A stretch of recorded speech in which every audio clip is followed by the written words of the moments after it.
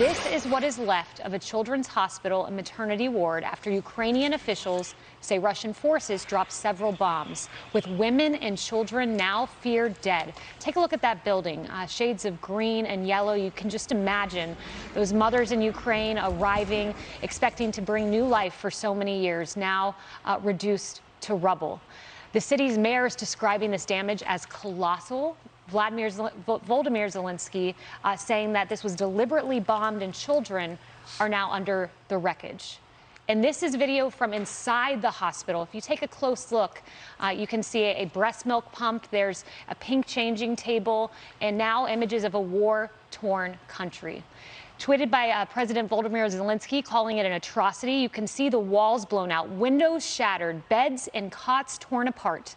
The video also shows what appears to be that baby changing table that we just mentioned. And Zelensky is now calling on world leaders to take action, tweeting direct strike of Russian troops at the maternity hospital. People, children are under the wreckage. Atrocity. How much longer will the world be an accomplice to ignoring terror? Close the sky right now. Stop the killings. You have power, but you seem to be losing humanity. Trey Yingst is live in Kiev. Trey? Kaylee, we're following the latest out of Mariupol, this southern port town in Ukraine, where, according to Ukrainian President Volodymyr Zelensky, there was a Russian strike targeting this maternity hospital, and there are feared casualties at this hour as rescue workers look through the debris. Take a look at this video. You see the level of destruction. The people who are around this area would not be able to survive a direct strike like this. And it's just the latest in a series of attacks against this critical city in the south with a population of around 400,000 people. We're getting some more information from the deputy mayor this hour of Mariupol, and he explains what the city has seen the past several days. He says more than 1,000 people have been killed since the Russian invasion began in this city alone, adding that 47 people were buried today in a mass grave. He says there's no water, no heat, no power, no gas. Residents have been melting snow to drink. He calls it medieval. This comes as these evacuations continue, but officials say the evacuation convoys are being targeted by Russian forces as those troops have laid landmines along the routes. So while the Russians claim they're allowing people today to evacuate from 5 different cities, the reality on the ground is far different. They are targeting these innocent people. It comes amid other concerning developments in the northern part of this country at the Chernobyl nuclear plant, just 2 hours north of Kiev. Emergency generators are reportedly on, but the main power connected to this plant has been turned off. One Ukrainian member of parliament calls this a very dangerous situation, adding if Russia will not cease fire, they expect radiation leaks. Ukraine's nuclear power operator added that wind could carry radioactive substances to other parts of Europe. Now, the International Atomic Energy Agency confirmed that Chernobyl is no longer transmitting data, but says they see no critical impact on safety at this point. The Ukrainian people continue to prepare for what could be even bloodier days ahead. Take a look. We're going to fight for our country, as I said. We're going to fight for our values. It's necessary for all of us. Ukrainians are working around the clock right now to fortify the capital of Kiev. They're putting sandbags in the roads and using hedgehogs to block the streets ahead of a possible Russian advance on the city. Using donated steel, artists in Kiev are welding metal barricades known as hedgehogs. They're making 40 of them each day, but plan to increase production as Russian tanks and trucks get closer. You can see these boys working all together. It's all volunteers, one artist says. Some of them didn't know how to work with steel, and we taught them. Everyone in Kiev is helping where they can. This isn't just a city. This is home for nearly 3 million people. I'm living here starting from 7 years old. I grew up here. I got married here. I think that most of us will stand until the end. Following that interview, we saw Ukraine's air defense system active over this capital city. They've been trying to shoot down Russian planes that continue to strike Kyiv from the air as ground forces move in. Back to you. Trey, going back to that maternity hospital that we saw in Mariupol, the Ukrainian foreign minister has said that there are 3,000 newborn children in Mariupol, that 430,000 citizen city under siege now. Do you have any indication if there's any children under the rubble? We know that Zelensky has said that. Are there rescue efforts underway? We know there are rescue efforts underway. We can't independently confirm the number given by the foreign minister this week about the amount of children in this city. But what we can confirm is that Russian forces have cut it off from the outside world, and citizens there are trapped. Only 2,000 to 3,000 each day are able to get out on these very dangerous evacuation routes, and there are hundreds of thousands who are trying to leave. So the situation there is dire, and without water, food, and power, people could literally starve to death as this city remains under siege at this hour.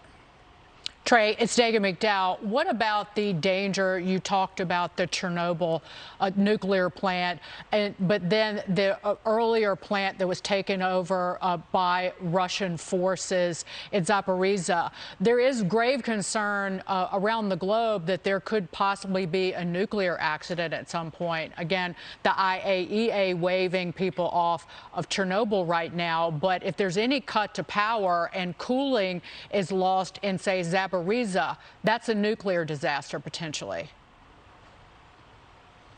Look, the entire country and world is on edge over this. They see how close the fighting is getting to these critical nuclear facilities. It's part of the reason the Ukrainians are doubling down on this call to close the airspace over the country, because they realize as the fog of war continues, it's difficult to always see where these Russian forces are. And then very quickly, things escalate where you have shells landing on a nuclear facility. And while the southern city that saw this fighting earlier in the week wasn't directly hit, an administrative building very close to the reactors took fire. So it gives you a sense of just how close we are to really nuclear disaster. And the power is also another critical part of this story. As the officials at Chernobyl are noting, they have about 48 hours to go with these generators. And if there is no solution during that time, then you reach that critical phase. And while the IAEA at this point says there is no concern for the safety of people living around this area, it could very quickly escalate. And that's part of the reason the international community is watching this story so closely.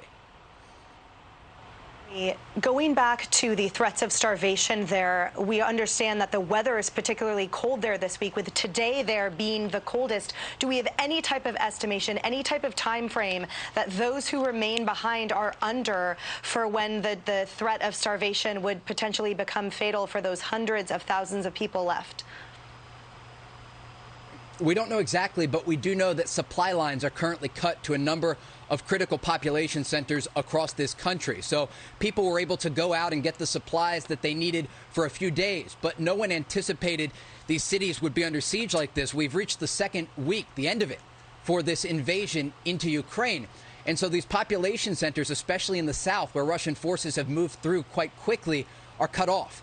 And it's a big concern not only for that area, but also even the capital of Kiev. We saw it today, people going to any store that's still open and gathering as many supplies as they could. We were in the northern part of this city where we saw those air defense systems active, and people were lining up at shopping centers just trying to fill their bags with goods, because they understand that as Russian forces push forward with that ground offensive, they may be trapped. And with supply lines no longer operating in many parts of this country, you have not only the food and water situation, but also obviously living amid the Russian shelling and strikes. Thank you so much, Trey. Stay safe there. Harris, it's just devastating when you look at that hospital. Likewise, yesterday we talked about a mother and her two kids who were killed. Now reports suggest we know who that mother was. Her name is Tatiana.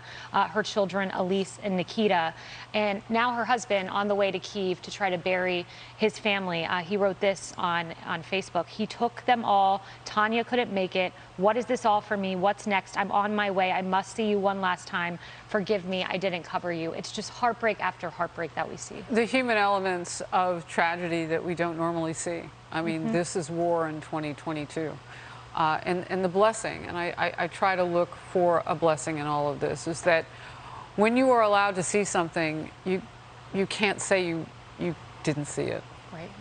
You can't pretend it's not happening. And so what do we do? And I think at this point, it's really going to take a coming together. And I mentioned this earlier to an oil exec who I know you know well from the Fox Business Channel, Mike Summers. We need Operation Warp Speed on this now. We need to be energy independent to send a huge message to Putin that we're right there with you in real time. We're contemporaneously going to be a pain in yours, the way that you hope that you can be a pain in ours. But the killing has to stop. Like we do have leverage in all of this. I just don't know that we're using it all. General Kellogg last hour said there are ways to support Poland wanting to send those MiGs. He's got to listen to the generals, the president. But I think this is interesting. Moments ago, we took live from the Secretary of State Blinken and the UK representation, too. They were holding a bilateral joint news conference.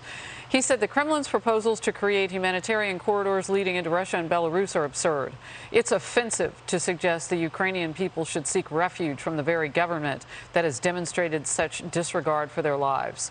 And he goes on to say that it's an impossibility and unacceptable for us to bring the sides together and expect them to work it out. Pressure only on one side.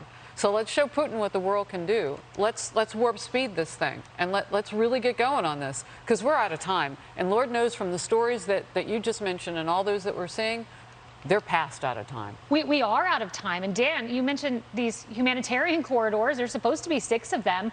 Only one's functioning. And then you look at that hospital. This is a maternity hospital. And Ukrainian officials tell us it was deliberately targeted, not as if a Russian missile went off course and was indirect. Deliberately targeted. Your thoughts, Dan? Yeah, listen, I've seen this before. I've seen it in Grozny. I've seen it in Aleppo. Russian rules of engagement for their military allow not just for indiscriminate targeting, but deliberate targeting of civilians. Those are war crimes. It's absolute violations of the law and armed conflict. But that's the way the Russians operate. They're trying to subdue the Ukrainian population. And I agree with everything you said. Kudos to Trey Yingst and the rest of the Fox News team, because the way we get at this first is by exposing what Russia is doing. Yes. Secondly, we've got to amp up the humanitarian assistance to Ukraine, and as we've all pointed out, it would have been great to have sent the MiGs to Ukraine back in April at the very latest, when Vladimir Putin had 70,000 troops on the border, and what Putin got was a summit with President Biden. But yeah, time's wasting. We need more Stingers, Javelins. We've got to get those MiGs into country. Dan, picking up on one thing you said, look, there are reports that there are children under that rubble. And you said Russian terms of engagement, laws of engagement, permit for this? We know this is the way that they operate. They don't have a no first use when it comes to tactical nuclear weapons. Vladimir Putin turned an FSB officer, Litvinenko, into a human dirty bomb by poisoning him with polonium-210. It's just we can't mirror image here. The Russians don't operate the way we do, and Vladimir Putin has taken this, to the most ruthless extreme, and he is escalating to win. There is no de-escalation on his part. Or to look like he can win. Right. He'll do anything so that he can say what he did, even if it means standing on bodies and rubble and everything else. He wants to look like he's won. He does. But now, what do you make of these reports from the Institute of the Study of War that in the next 24 to 96 hours, Kiev could be targeted? Dan. Yes, I think that's certainly very likely. We've seen a lot of targeting from Russian ground forces, artillery, and rockets. Look, they're trying to surround Kyiv. They're trying to decapitate Ukraine's government. They're targeting the Ukrainian President Zelensky, who's reportedly foiled at least 3 plots already to kill him. There's also a lot of work for us to do on the intelligence front to share with Ukraine tactical intelligence on the threats to Zelensky and on Russian troop movements. Also, this is why Vladimir Putin is trying to censor all of the Russian news. It's like back to the USSR. Their economy is cratered. There's mass violations of human rights inside Russia, the likes of which we haven't seen since the days of the Soviet Union. And we need to get the message out to Russian citizens so they can understand what their government is doing, not just to Ukrainians, but sending those Russian soldiers on this mission to die in Ukraine on behalf of just a corrupt and immoral mission that Vladimir Putin has designed. That's exactly it. And Emily, I know we were talking earlier that that defining image really we saw yesterday, the footage of the shelling that ended the life of Tatiana, her 2 children, Elise and Nikita. It really tugged at your heart, Emily. It did, and I'm sure I speak for all Americans when I say that, and I have to point out what I wanted to emphasize, was that the reason she had stayed behind is because she was caring for her ailing mother. The population that has remained disproportionately reflects the infirm, the elderly, the special needs, the young, those with multiple children in a family. We see that. And so the reason that she stayed behind, I think, is a poignant reminder that those who haven't evacuated, it's because they couldn't, for a reason or another that is rooted in love for a family member or the inability to do so. We had Tim Tebow on our network earlier this morning discussing the emphasis on those with special needs left behind who are in these group homes. His charity is trying to help, but there's so many stories like that, and my heart just breaks for those who are currently left behind. And my prayers go out for all who are there, boots on ground, supporting those. I agree with Dan, our humanitarian aid needs to be ramped up. The globe is here for those behind, and we support and pray for them.